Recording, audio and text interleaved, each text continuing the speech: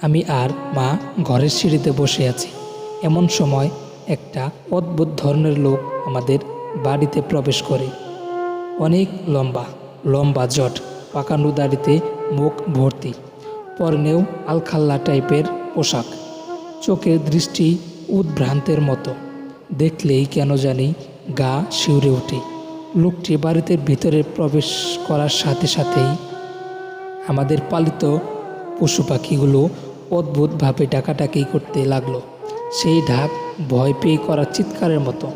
গরুগুলো নিজের গলার রশি ছেঁড়া প্রাণপণ চেষ্টা চালাচ্ছিল, এমনকি খাঁচায় থাকা পাখিটাও ডানা ঝাপটাচ্ছিল, যেন ওরা কোনো বিপদের আভাস পেয়েছে, যেটা আমরা পাচ্ছি না। আলখাল্লা পরা লোকটা ধীরে ধীরে আমাদের সামনে আসলো, এসে সহজ স্বাভাবিক ভঙ্গিতে ভিক্ষা চাইল। ভিক্ষার কথা শুনে আমার মা প্রচণ্ড বিরক্ত হলো। এত জোয়ান ছেলে, কাজ কাম করতে পারো না, দাড়ি গোঁফ জট পাকে সাধু সেজে ভিক্ষা করছ। মায়ের কথা শুনে লোকটার চোখ ভয়ঙ্করভাবে জ্বলে উঠল। মায়ের কথা শুনেই লোকটার চোখ ভয়ঙ্করভাবে জ্বলে উঠল। কিন্তু তিনি গলার স্বর স্বাভাবিক রেখে আবার ভিক্ষা চাইলেন। এবার ভিতর থেকে বাবা বেরিয়ে এসে খুব ঝাঁঝালোভাবে ধমকালেন লোকটাকে, চলে যেতে বললেন। সে চলে যাওয়ার সময় আমরা খেয়াল করলাম এই ভর দুপুরে ও তার কোনো ছায়া পড়ছে না। এমন দৃশ্য দেখার পর ভয়ে আমরা প্রায় জমে গেলাম।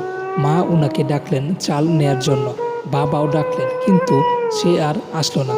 তবে একবার পিছন ফিরে অঙ্গির দৃষ্টিতে তাকালো। এরপর কিছুদিন আমরা খুব ভয়ে ছিলাম।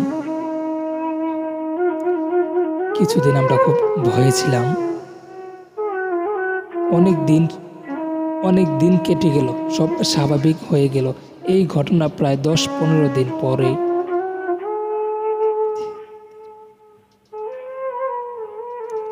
প্রায় 10-15 দিন পরের কথা।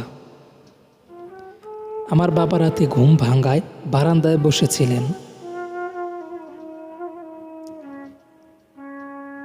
হঠাৎ কে যেন তার উপর আলো ফেলল। কোনো সাধারণ লোক নয়।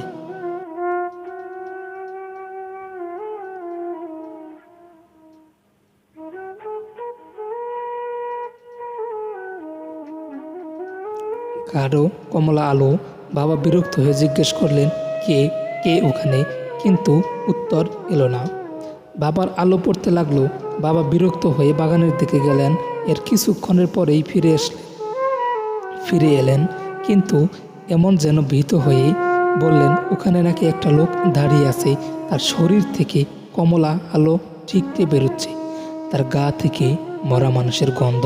এই ঘটনার পর থেকেই বাবা অসুস্থ হয়ে পড়েন।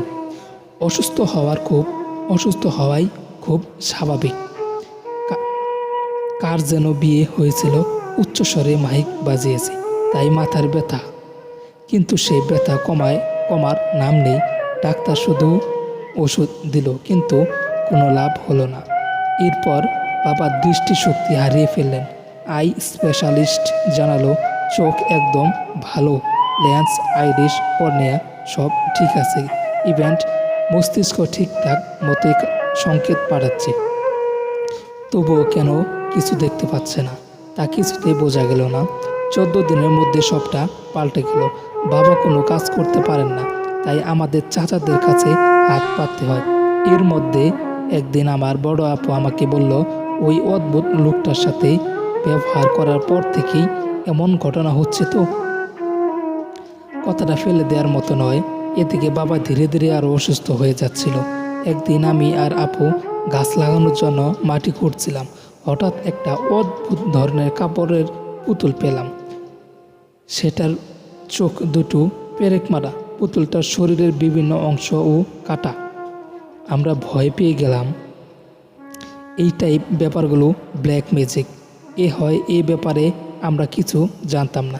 তাই এই পুতুল নিয়ে গ্রামের এক হুজুরের কাছে গেলাম।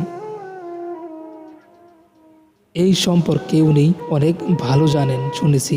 তিনি পুতুলটা দেখে অবাক হয়ে গেলেন, বললেন, এরকম কালো জাদু তো মানুষ করতে পারে না, এগুলো শুধু জিনেরাই পারে। আমরা 2 বোন অবাক হয়ে গেলাম। উনি জিন সাধনা করতেন, তাই আমরা বললাম কিছু সাহায্য করতে। উনি বললেন আমি সেই জিনকে ডাকতে পারবো, শুধু এর বেশি কিছু করতে পারবো না।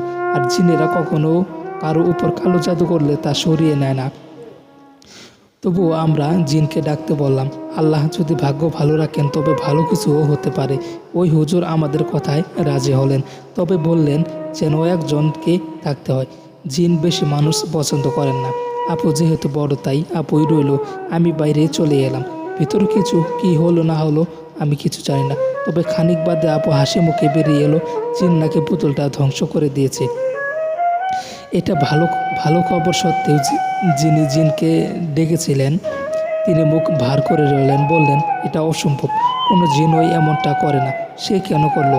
এর পিছনে কোনো কারণ রয়েছে, এতে আবার ক্ষতি হবে না তো? তবে এবার তার কথা আমরা পাত্তা দিলাম না। বাড়ি ফিরে এলাম। বাড়ি ঢোকা মাত্রই আমি হাসিমুখে মাকে বললাম,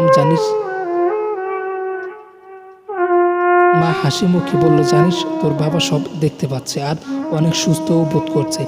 মায়ের কথা শুনে আমরা প্রচণ্ড খুশি হলাম। দ্রুত ঘরের দিকে এগিয়ে যাচ্ছি, আর সে সময় আমাদের গরু, কবুতর, মুরগি, ছাগলগুলো ভয়াবহভাবে ডাকতে লাগলো। সেই দিনের মতো প্রাণীগুলো আমাদের দিকে তাকিয়ে ভয় পাচ্ছিল। হঠাৎ আপু বলে উঠল, এই ইরা, আমার সাথে মনে হয় কেউ রয়েছে। আমি বললাম, কেউ নেই। শুধু আপু ভয়ার্ত কণ্ঠে বলল, আছে, তাকে দেখা যাচ্ছে না কিন্তু আমি তাকে ফিল করছি। Paranormal story.